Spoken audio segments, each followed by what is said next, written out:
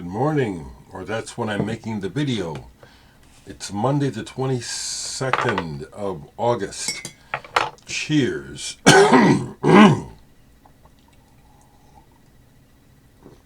This is my first cup of the day. Just got up. It's 9 o'clock. On Facebook, the thing I wrote this morning was, I hope for some happiness in your lives and mine today. Hope some good things happen. We know some bad things will, but we hope for some good things. So let me go ahead and make this a celebratory video as much as it can be. My numbers have just gone over 29,000 plus subscribers. Whatever it means, thank you. I gather that people mainly watch for information on music and records that maybe they wouldn't hear anywhere else, or maybe you like my enthusiasm when I get hyped. Well, thank you for being with me, and I have noticed that on my older videos, some of the video counts are pretty high. So apparently over time, people are watching these videos. I see some of the old videos are up to 20,000 views and plus views. I'm glad the videos serve a purpose for people, as they serve a purpose for me when I feel like making them. And one of those purposes is to directly say hello to my family. Thinking about y'all all the time. Not all the time, but daily. I think most of us think about loved ones all daily, right? So my sisters are on my mind. My brother James is on my mind. My younger brother is on my mind. I see his portrait when I walk through my living room. It's on the wall. So that's still bittersweet. There are days when it's a beautiful afternoon and my heart aches because my little brother can't come over and sit with me. It's selfish. That's what the pain is about. It's about my loss. He's at peace, or his journey on this planet is over. So whatever he was challenged with is done. So that's what that is. And so when I get sad, it's a selfish thing, but it's real. It's life. So 29,000 subscribers, and I never ask you to subscribe. How interesting. And I will say something that may come across as critical, but it's just an honest comment. I have recently started watching VC videos again. It's the way I operate. I do things in cycles, and when things are in my interest, I do them, and when I lose interest, I stop. And so I've recently started looking at other people's videos, and frankly, it's few and far between that I see a video that's very stimulating and very interesting. People are showing some interesting records, but the delivery in many of the videos is just really ho-hum, just really. So I guess I can understand. Maybe that's why people subscribe to me, is you catch my vibe when the vibe happens. Because it doesn't always happen. And I don't try to make things happen. I just get on here and however I am is how I am. So once again, thank you for 29,000 plus subscribers without even asking. So I failed this weekend. I failed and I went to the record store. Now the reason why I say that is because I think, Stephanie, you may understand my mind about this. Because most of our lives, money was so tight. I've always, I've developed a bit of neurosis about buying records, which is my favorite thing to spend money on. And so, even though I can technically afford to buy the records, I'll still get stressed, like I did this weekend, until I told myself to stop, because it's just what I like to do. So do it, within reason, and it's within reason. It's just that old paranoia, that old neuroses. So, oh shit, I put a bunch of records away already. Let me start with this. Dave Newhouse, are you there? Because I found something with you on it this week and used Michael Bass's Michael Bass and his moderately sized orchestra on Random Radar. Excuse me. Now, I never owned this before. This is related to the Muffins. Excuse me. I did buy Parcheesi Pie, but when I bought it, honestly, Dave, I didn't get into it. And when I picked this up, I was glad to get it, but I also have to say that the part of what's going on with this group of people is kind of outside of my interest, which is this has progressive tendencies. There's very good playing. There's a sense of humor here that is kind of not of a whole lot of interest to me, but it appears that it's a big part of what was these people's camaraderie, was the humor. So like they do stuff like, I think it's like they mess with the Batman theme, and there's a polka on here, and it's like they're having fun with it. I don't really care for that, honestly. But there's a couple of tracks on here that are serious, and I really like them. The one thing I got to tell you, Dave, and this is the thing that came through for me regarding the Muffins when I first heard you, was the fact that I hear that the horn players can really play. There are moments where you really hear people playing that horn and their instruments.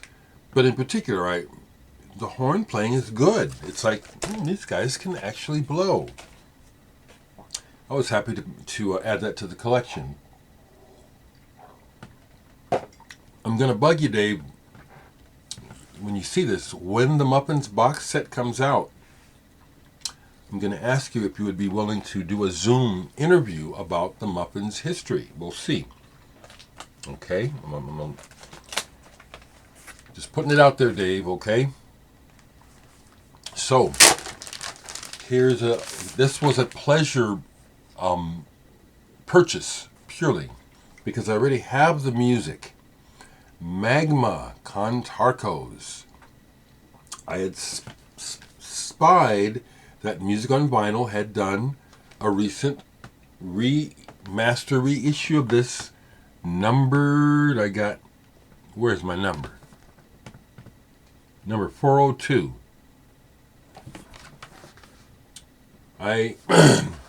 This was my introduction to the band. I've had several copies of this album over the years because when I first got it, I was still wrestling with a lot of religious brainwashing, and the music would scare me. And once I got past that and could see clearly what was going on with the power of this music, I love it. But this is a pleasure purchase because it's this limited edition. Ah, yeah, that's cool. And on top of it, if you can see by the label, it's a really nice, heavy plate. That's a term that I picked up over the last few years. When a record is really well pressed, and especially when it's on heavier vinyl, it's like it's a plate. It becomes more than just a disc. It's like a heavy artifact, a plate. So this was a pleasure, and I played it all the way through. I love it. But yeah, that was a pleasure purchase. The record that got me to go out to the, besides that Magma, because that was at Grapefruit, I saw that online in their online store.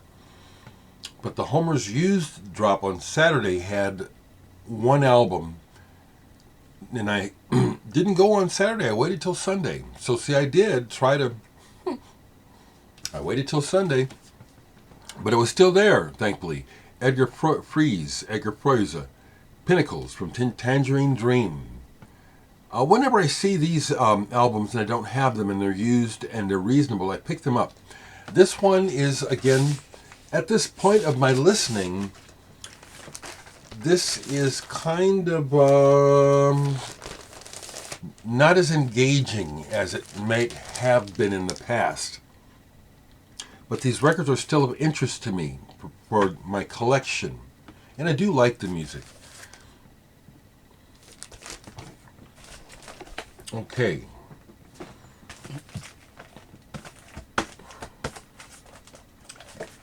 So, Grapefruit just kills me. They get stuff, and they get the stuff that I want. So, there goes my money. This came in. Hiroshi Sato's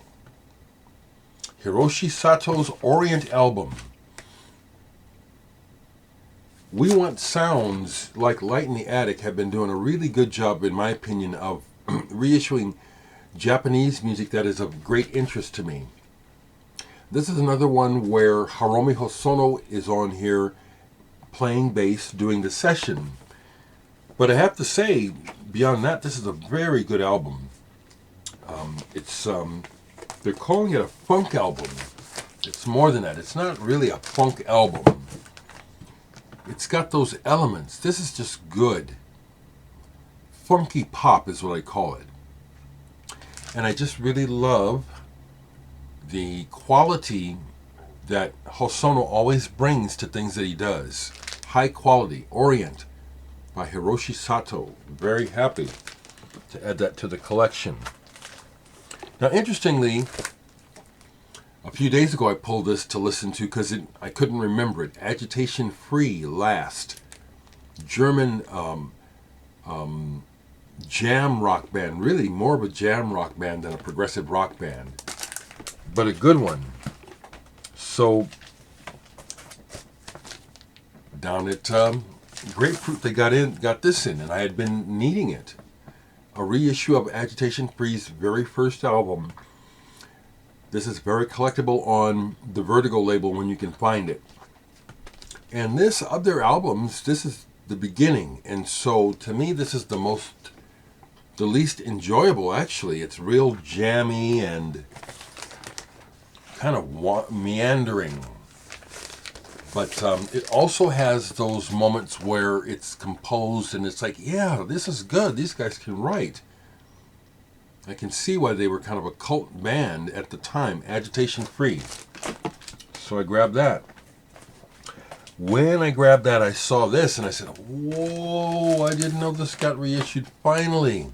I finally have a vinyl copy of Secondhand's album Reality. I've shown their other album, Death May Be Your Santa Claus. These guys also became Seventh Wave. They also had a band called Chillum. This is a strange progressive rock blend on this album with the keyboardist and I consider them over the top vocalizing. It's like the vocals are like a joke, but the music is so strange.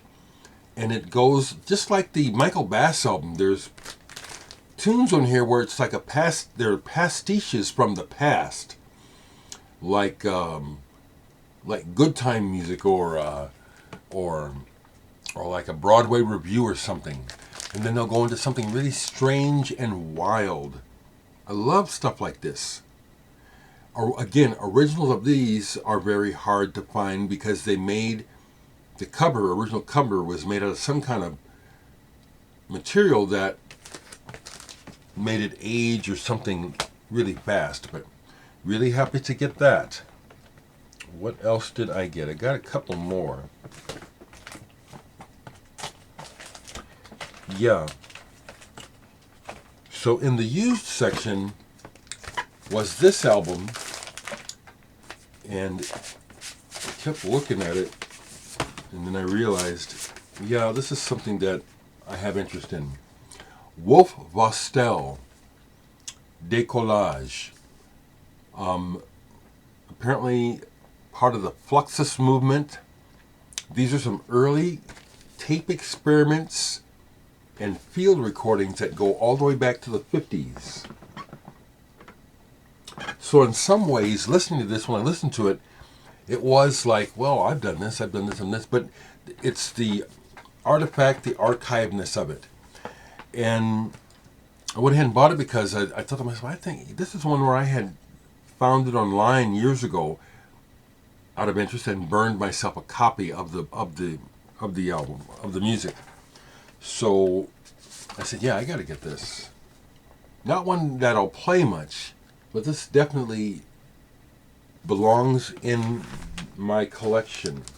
Wolfe Vostell. And the other thing that I got was this. Thollem with Pauline Oliveros and Nels Cline. Molecular Affinity. I think they did this in 2016. Improvised. These are some of the best improvisers. It's a long time before you realize that Nels Cline is playing a guitar because it doesn't sound like it.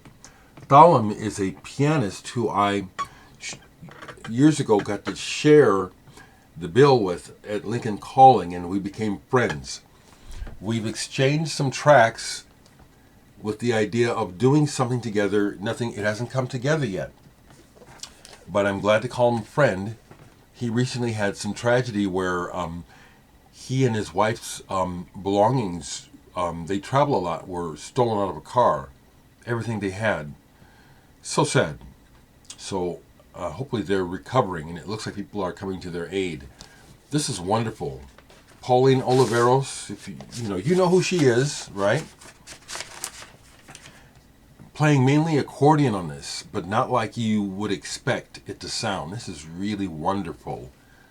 Molecular Affinity. This is one where the improvisation sparks up big time. You can hear where they have trajectories, but they're listening. And then at some point, the listening gels. And you can really hear where the people are working together on their ideas. And I put it away, but it's right here. So I'll grab it and show it because this is one from the past that I really enjoyed yesterday. It's not an original. Originals of this are very, very collectible. July. The band Jade Warrior came out of this. The engineer Tom Newman, who worked for Virgin Records on some great albums like Michael Built Tubular Bells, was in this band. Definitely psychedelic. Definitely worth the hype. This is very good. Very, very, very, very good. Okay. So, I played some Pete Namlook. Namlook number 7. Some heady stuff. Nobody else does ambient like Pete Namlook. Rest in peace. To this day, there's no one that sounds like this. The Orb Come Close. It's like this guy was in another galaxy. So, thank goodness for the music. Only thing I'll say about the world is I hope that more good things are happening than what are reported. Yes, I know that the media is all about ratings and making money, and so they sensationalize everything, and everything is distorted and propagandized. But at the same time, I have to say that it is the truth that politics have polluted the world in a very, I'm just white balancing that if I can, there it is. Politics are pollution, way worse than air pollution, climate change, destruction. Politics are just horrid, and we're stuck on stupid, and it's not going to change. I hate that about the world. So the last thing I'll do is I pulled some library records when I was needing to get some more covers for the album, some more plastics.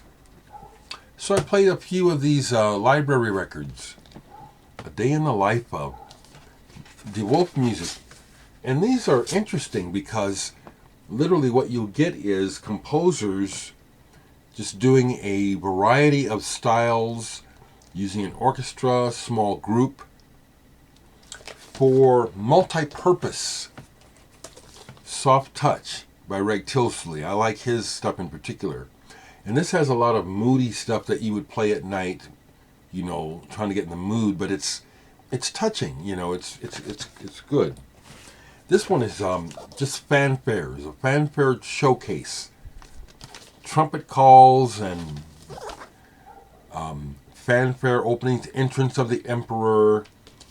Interesting, you know, that you wouldn't hear it any other way. And this one I hadn't gotten to yet. The London studio group doing Sifting Shades. And I'll have to play this to find out what the moods are on this. But library records are pretty cool. If you come across them, just get them. Have a good life.